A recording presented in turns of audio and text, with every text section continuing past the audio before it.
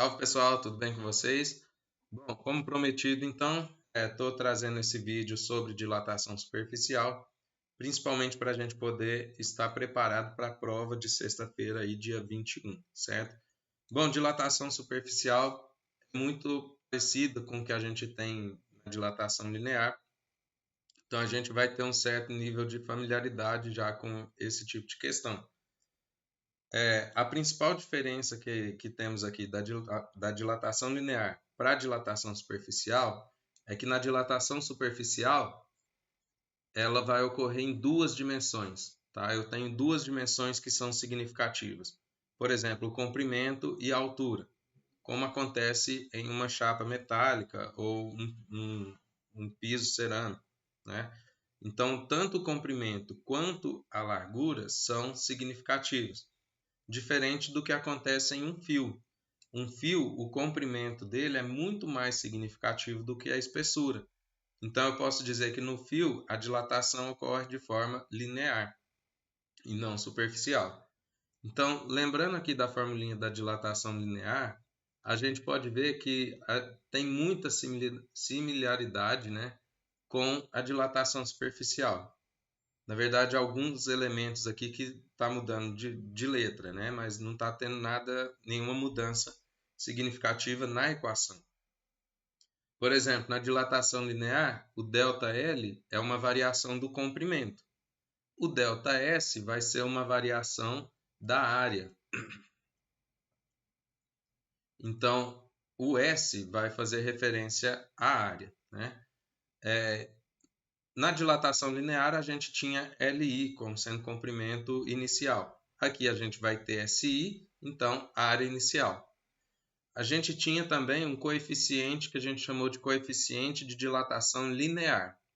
Aqui a gente vai ter um beta, que é um coeficiente de dilatação superficial.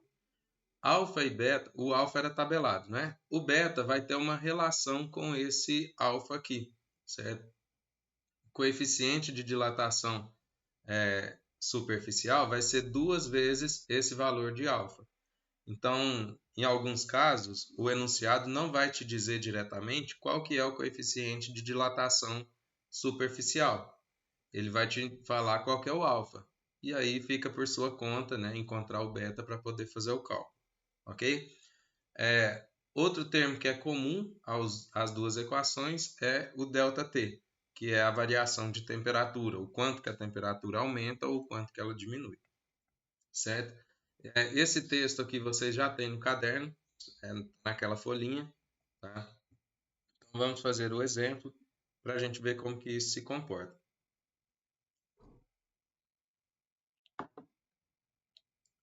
Bom, nesse exemplo aqui está dizendo o seguinte: uma chapa, né, de zinco. Então, se está falando que é uma chapa, chapa é algo quadrado, digamos assim, algo retangular. Então, tanto o comprimento quanto a altura ou a largura, digamos assim, são significativos. Então, nesse tipo de objeto, nesse tipo de corpo, vai acontecer um tipo de dilatação superficial. Então, essa é a primeira informação.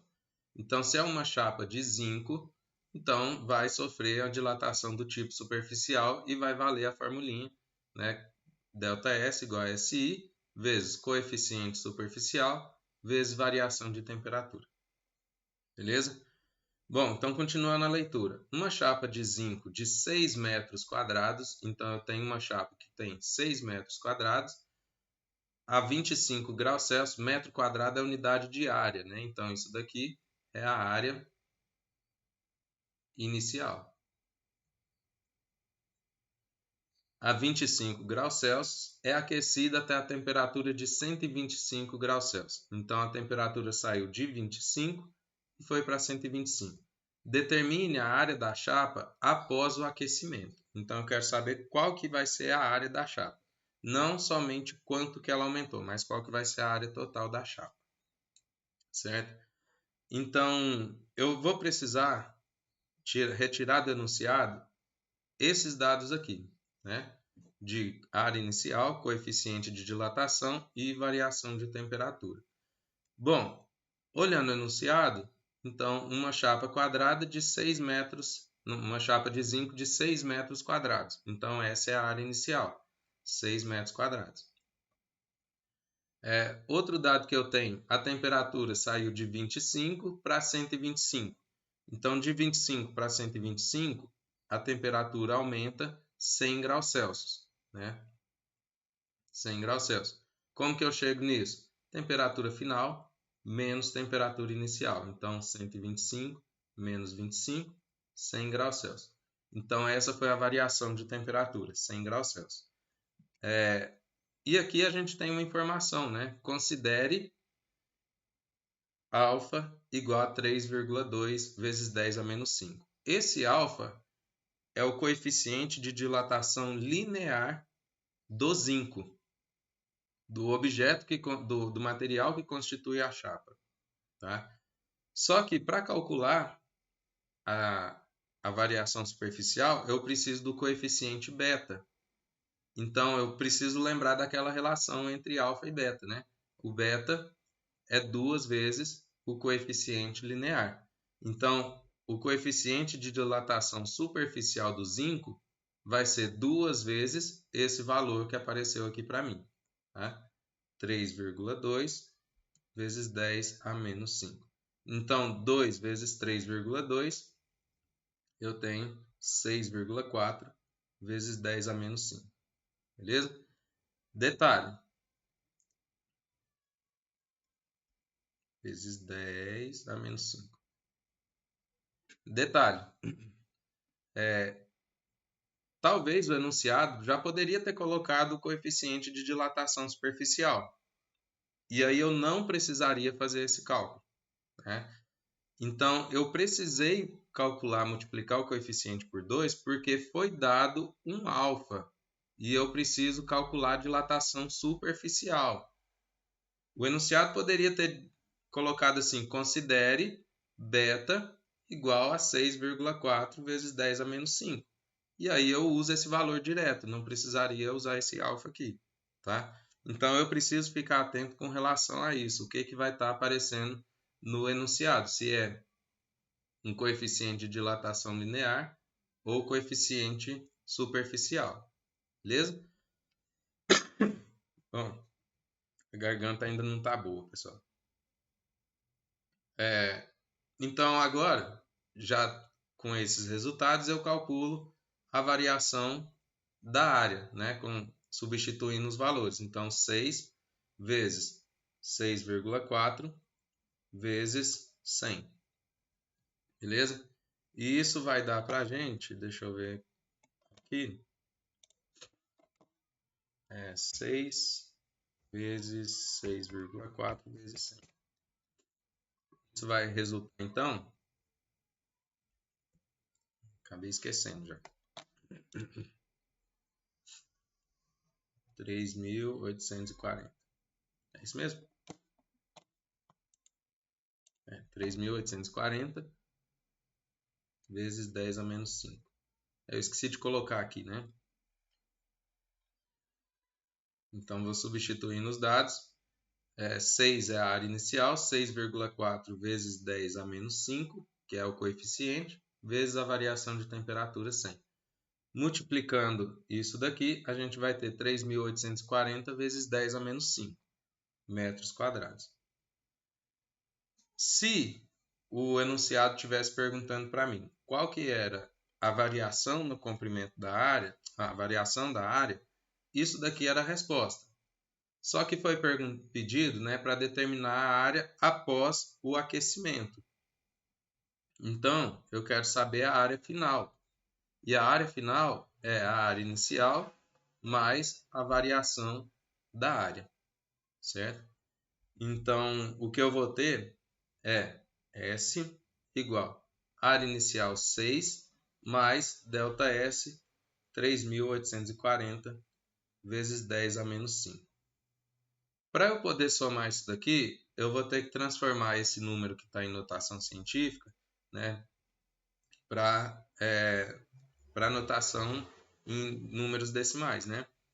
Então, para isso, eu vou fazer aquela regrinha, né? Vou escrever aqui 3.840 Se fosse em dinheiro, eu colocaria vírgula 00, então a vírgula está depois desse zero. Como o expoente é negativo, a vírgula vai andar para a esquerda, 5 casas. 1, 2, 3, 4, 5, então a vírgula vem para cá. O número não pode começar com vírgula, então vou colocar o 0 e na casa vazia, 0 também. Então, na verdade, esse número ali ó, é 0,0384, né? 6 mais isso daqui, 6,0384 metros quadrados. Certo, pessoal? Bom, dúvidas podem deixar aí no comentário e a gente vai procurar responder, certo? Lembrando que se você não é inscrito no canal, já deixa aí sua inscrição para fortalecer aqui. Valeu? Bom, pessoal, temos outro exemplo também. Mas repare aqui que o que a gente tem é bem parecido com o que a gente já fazia em dilatação linear, certo? Apenas o conselho aí de ficar atento com o coeficiente que estiver aparecendo para você. Se a questão for de coeficiente superficial, pode acontecer de aparecer o coeficiente linear. E aí você precisa multiplicar esse coeficiente por 2, beleza? Bom, segundo exemplo, um disco de alumínio de 20 centímetros quadrados. Então, centímetro quadrado é a unidade de área. Então, isso daqui é a área inicial. Então, um disco de alumínio de 20 centímetros quadrados de área foi aquecido em 120 graus Celsius. Qual será a área desse disco após o processo de aquecimento? Então, observe aqui o considere, beta, tá? Então, agora o enunciado já me falou qual que é o coeficiente superficial. Não preciso multiplicar por 2. Eu não preciso, porque já é o coeficiente superficial. Então, aqui, como está dizendo que é um disco, então esse disco vai sofrer uma dilatação do tipo superficial. Então, vou usar essa relação.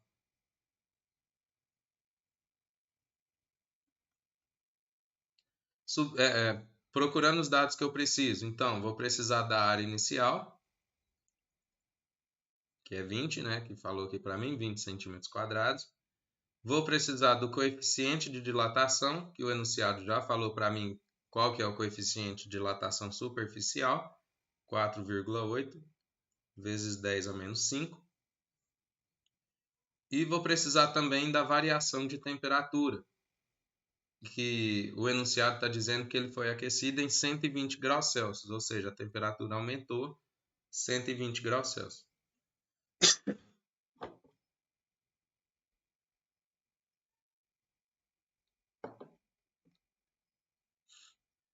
Bom, então vou calcular a variação da área. Substituo os dados que eu preciso, área inicial 20, vezes coeficiente 4,8, vezes 10 a menos 5, vezes a variação da temperatura 120, beleza? Então, vou lá na calculadora, faço esse cálculo aqui.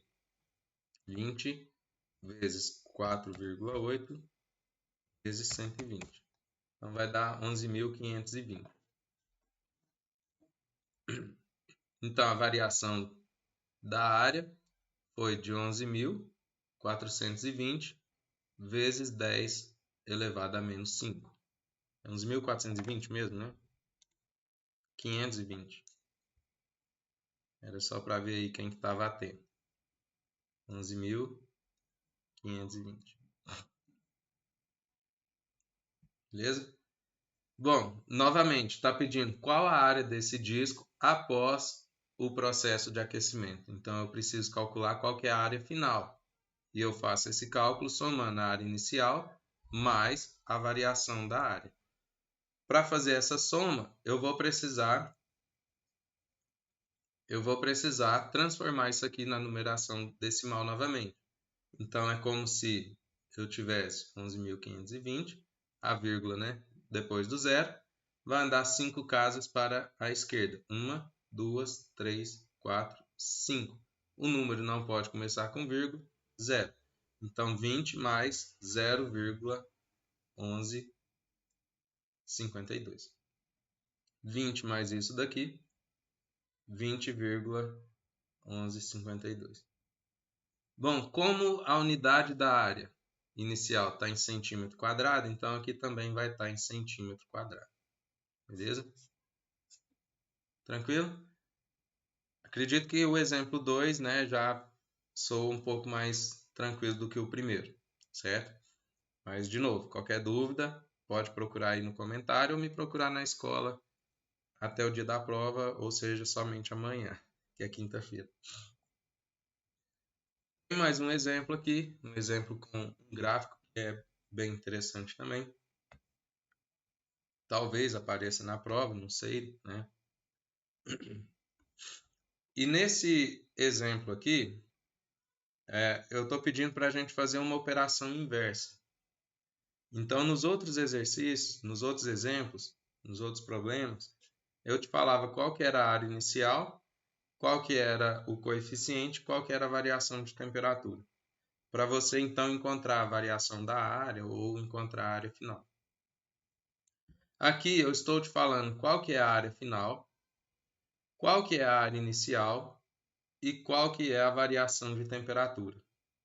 E eu estou te perguntando qual que é o coeficiente. Então, aqui eu quero que você calcule para mim qual que é o coeficiente.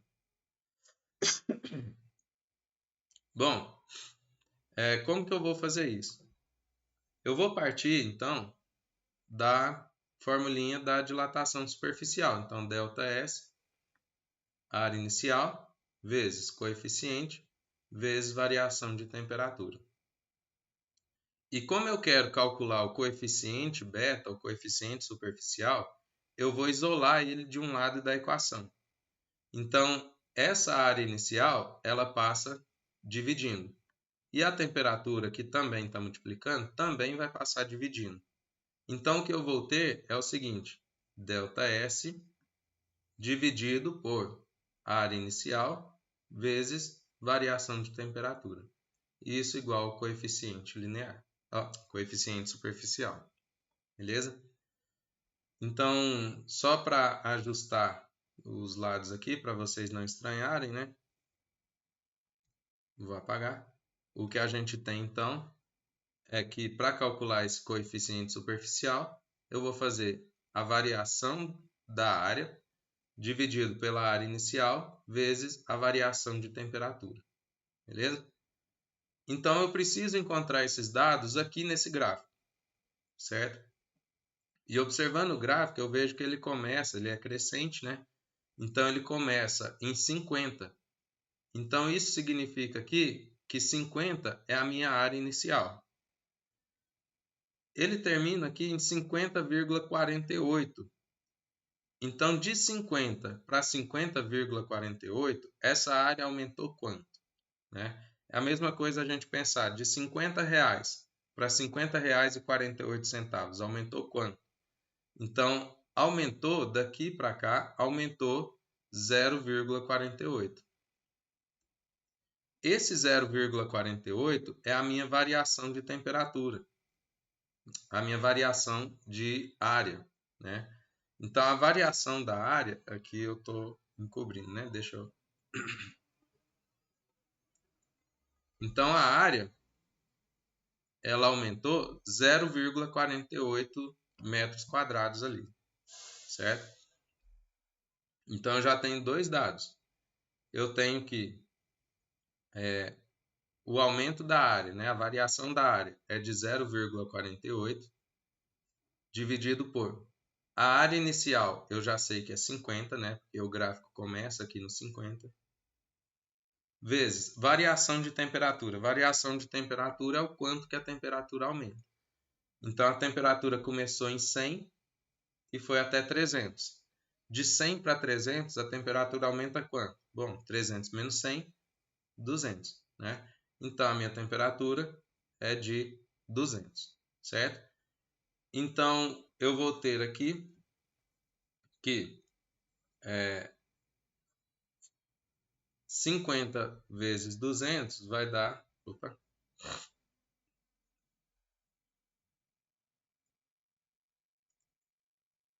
vai dar 10.000, né?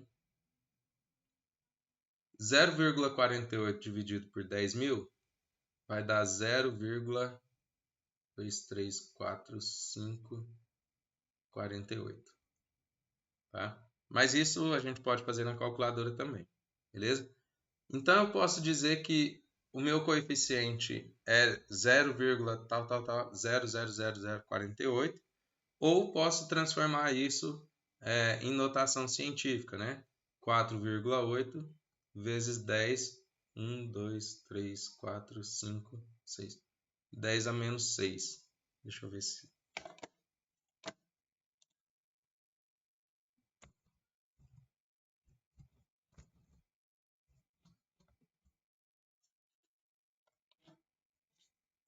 Aqui eu passei um zero, né?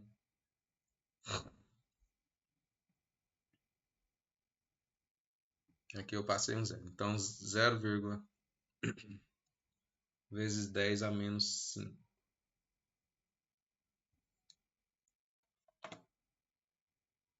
Certo, pessoal? Bom, aqui a gente pode ter uma formulinha também que vocês vão... que vocês até podem colocar no quadro no dia da prova, que é para ajudar a lembrar, e às vezes você já faz direto esse tipo de questão aqui. Se aparecer, né? Talvez não apareça, quem sabe. Certo, pessoal? Bom, de novo, dúvidas podem deixar aí no comentário ou me encontrar aí na escola, tá? Eu preparei 3 exercícios também, sugiro vocês tirarem print desses exercícios aqui, tentar fazer no caderno, para ir estudando para a prova e ver como que isso vai se comportar. E se vai aparecer alguma dificuldade, beleza? Bom, a prova já está aí, né? Vai cair então a dilatação linear. Estudem os exemplos, os exercícios e o trabalho que a gente fez anteriormente no bimestre. E vai cair também dilatação superficial, beleza? Pessoal, eu espero que esse vídeo ajude vocês a estudar e compreender, tirar qualquer dúvida aí que possa surgir nesse tipo de questão. Infelizmente a gente não teve tanto tempo assim, né? Por alguns motivos, inclusive de saúde, para poder desenvolver esse tema conforme eu gostaria de ter feito na aula. Beleza? Bom, pessoal, então é isso. Muito obrigado a vocês e até a próxima. Valeu!